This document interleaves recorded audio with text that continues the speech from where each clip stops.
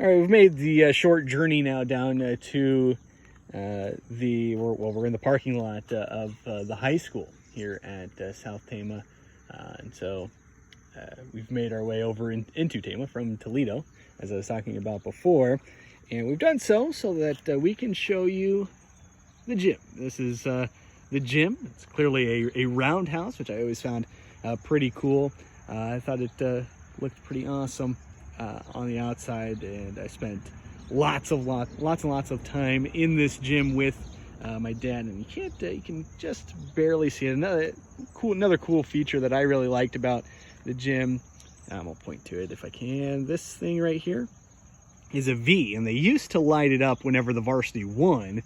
I don't know how they do it now, but I know that some people, well, I think, do they? Because I think they for when I was in school, often, but that's what happened. It's true. When I was in school, they lit it up for, and if anybody won, freshman through varsity, which I thought was kind of lame. So that's good. That's a good change. People were arguing for inclusion, which I suppose is good, but I always found it kind of lame once they started lighting it up for everybody. But yeah, there are lots of unique things about this gym. In fact, we're gonna walk up closer just to see if we can get away from the road traffic a little bit here. And as we do this, I guess we'll talk about some of the unique things about this gym. First of all, it's a roundhouse. There aren't too many of those. Marshalltown has a big one. In fact, BCLEW has one as well. But I always thought that was kind of cool and set it apart a little bit from other gyms.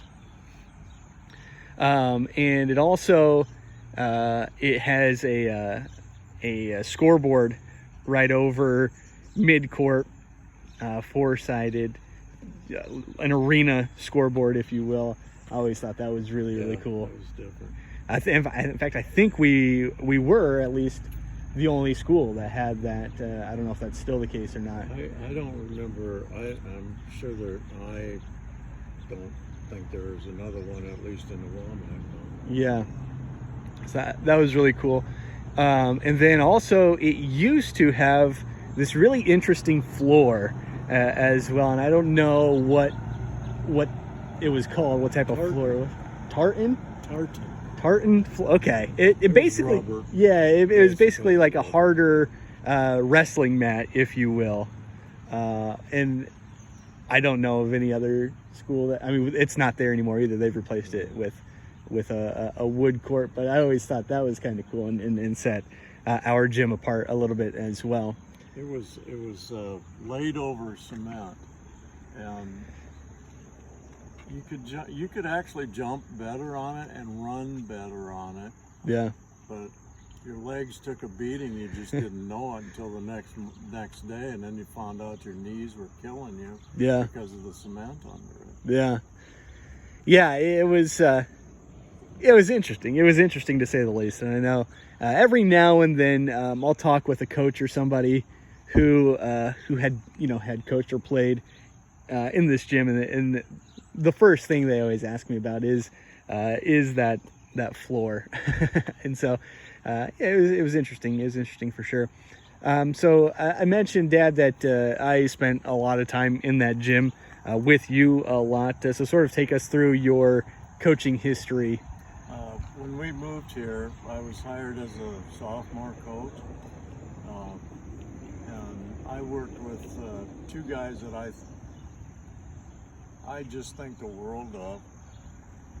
Larry Fletcher was the head coach, and he had been the head coach at Hartley up in northwest Iowa, which was almost the next town over from Sheldon, where I was living at the time. And then the assistant coach was Steve Rowland, who coached at Alta. Well, I was a little bit further away, but I did a lot of officiating, varsity officiating in basketball when I was up there, and I officiated for both of those guys. And I knew them from that way, and then when we came down here, there they were. Yeah. And it was, Steve had been here. Came a year or 2 years before I came, and then Larry and I both came the same year. I really enjoyed my time coaching with them. They're very good coaches, very good coaches. And then I stopped being a sophomore coach and took, like I said, almost same thing with baseball. I took some time off and came back as a 8th grade basketball coach. I really enjoyed coaching 8th grade, and we had some really good players, good teams, good kids that really worked hard. I did that for a while, and eventually stopped doing it. Didn't do it. And then pretty much when you came along, and I was did AAU ball, what we refer to as AAU ball, probably from the time you're in 4th grade all the way through high school. Toward the end, or while you were in high school, one of the real highlights for me was when we'd go with AAU teams down to Marysville, Maryville, Missouri, for a tournament. I just enjoyed that. I thought that was fun. Yeah, it was a blast. I loved going down there for that. To Northwest Missouri is the college that hosted that tournament. It was a lot of fun. We weren't all that great. We weren't very good, but it was I mean, it was a blast. I remember you had to, for that particular tournament, you had to sort of put down your level of play, and so we got put into the bronze level or whatever, and we smashed everybody that we played. Just destroyed everybody. So that was on Saturday, and then on the first day anyway. I assume it was Saturday, and then we played on Sunday, I think. They bumped us back up. They bumped us to the gold bracket or whatever, and we were playing proper AAU teams, and it did not. At that point, it was lose and you're done. And we lost our first game to a team from St. Louis, I think, or Chicago, and they just kicked the crap out of us.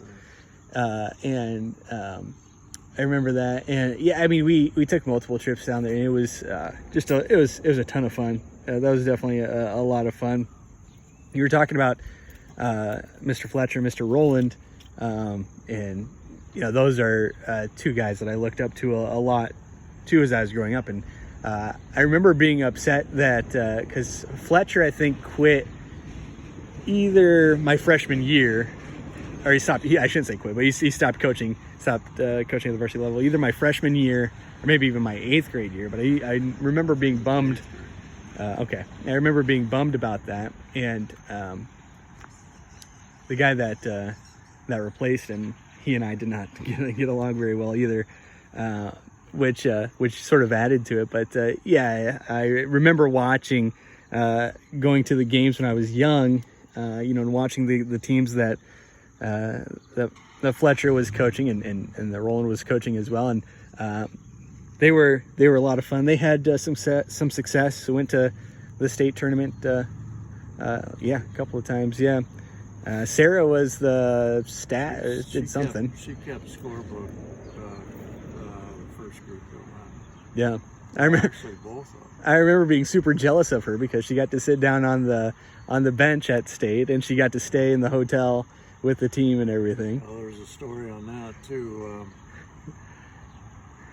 It's another incidents where me and the athletic director did not see eye to eye.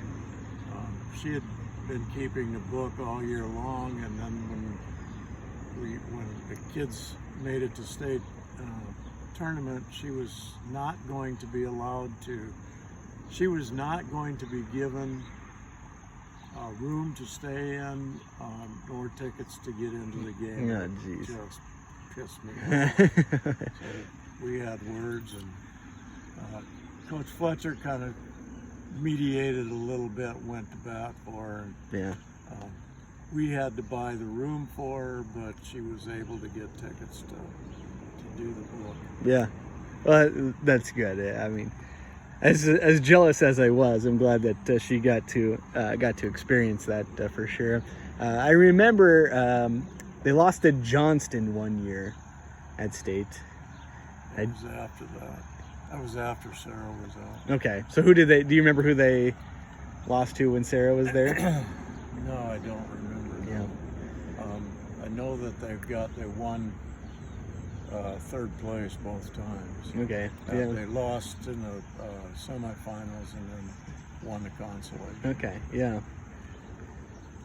When I was playing basketball here, we didn't get anywhere. We didn't sniff anything close to the state tournament. I did not play my senior year. As I mentioned before, the head coach that came in and I did not get along, and I didn't play my senior year, which was a mistake on my part. I should not have done that. But at that point, it's hard to believe, but at that point I had very long hair, and he didn't allow headbands, and so it was difficult for me to keep the hair out of my eyes without wearing a headband, and so I made the decision at that point to not play. I should have played, but remember a lot of practices here in this gym, a lot of games. I mean, back in the day, we're talking about, those state tournament teams. I mean, the place would be packed, and there was an upper level and a lower level, and I mean, it would just be, jam packed in there for those games. Those days are long gone. Yeah, yes, they are. Yeah, it was a lot of fun playing in this gym, and the locker rooms, the locker room for the boys was a lot bigger than the locker room for the girls in there, which is interesting, and it had, of course, a very interesting smell as well. The other big memory that I have of this place, Dad, is, and I was pretty young. I don't know how old I was, not very, but you and the other coaches, Coach Fletcher and Roland, whoever else, played Iowa with AC Earl, yeah, and all those guys. We got hammered. That was awesome, and I mean, fun. that's something that I'm sure doesn't happen anymore. But that was just, however old I was, like 3 or 4. I mean, I was stoked. That was just the coolest thing. That was pretty fun. Do you remember? So who else would have been on that team? Do you remember with AC? Because I know AC Earl was there because he was my guy. Guy from Fort Dodge, I think. Can't remember. I don't remember. Yeah. Dave's brain's not great anymore. my brain's not great anymore either. But that was super cool. I just remember them walking into the gym, and I was just, I was starstruck, to say the least. That was really cool. In fact, I think was that there's a picture from the newspaper that I'm sure we still have of me like laying on the bleacher, and it might have been from that event. That was pretty cool. Any other memories that you have here at this gym? Okay. No, all right. We're gonna head. We got a couple other spots to hit here in town. We're gonna head over to the middle school. We'll have lots of stuff to talk about there as well. So we'll see you in a little bit.